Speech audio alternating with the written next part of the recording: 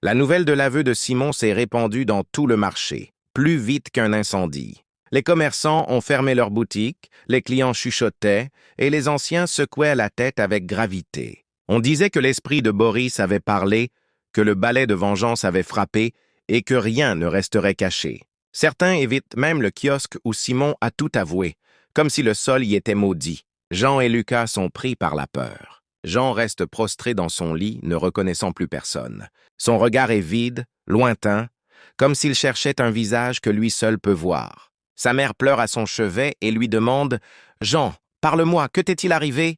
Mais lui murmure en tremblant « Boris est revenu. » Lucas, lui, n'ose plus quitter sa chambre. Il dort à peine, chaque bruit dans la nuit le fait sursauter. Il brûle de l'encens, pose du sel à la porte, prie de toutes ses forces. Mais rien ne calme sa peur, car chaque nuit, dans son sommeil, il entend cette même voix. « Pourquoi m'as-tu trahi ?» Simon, malgré son aveu, se sent toujours observé, comme si Boris attendait encore quelque chose. Il marche dans le marché, la tête baissée sous les regards lourds de jugement. Certains commerçants lui crachent presque dessus, d'autres détournent les yeux.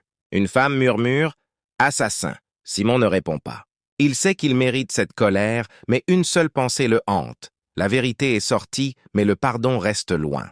Ce soir-là, un rassemblement exceptionnel a lieu sous l'arbre à palabres, où le conseil des anciens se réunit. On parle bas, avec crainte.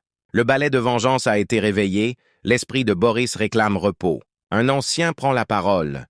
Quand un balai de vengeance frappe, il ne s'arrête que lorsque la justice est accomplie et que le cœur de la mère accepte la paix. Tous tournent les regards vers la maison de Cafouille.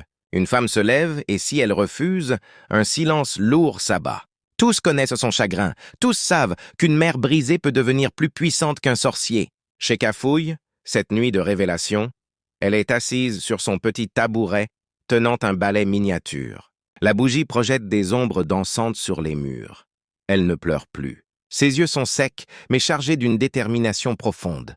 Elle murmure « Mon fils, tu as révélé la vérité, tu as puni les traîtres, mais ton âme reste trouble. Je le sens. » La flamme vacille soudain. Un souffle invisible traverse la pièce. Cafouille redresse la tête. « Es-tu là, Boris ?» Le balai tremble dans sa main, puis une voix à peine audible répond, comme un écho lointain. « Maman, je suis fatiguée. » Elle dit « Repose-toi, mon fils. Mais dis-moi d'abord, que te manque-t-il pour trouver la paix ?» La flamme s'allonge, l'air se fait froid. La voix revient. La vérité n'est pas complète. Cafouille se fige. Que veux-tu dire? Qu'est-ce qu'on t'a encore caché? Le silence est lourd pendant plusieurs secondes. Puis, dans un souffle, la voix dit « Ce n'est pas seulement eux qui m'ont trahi.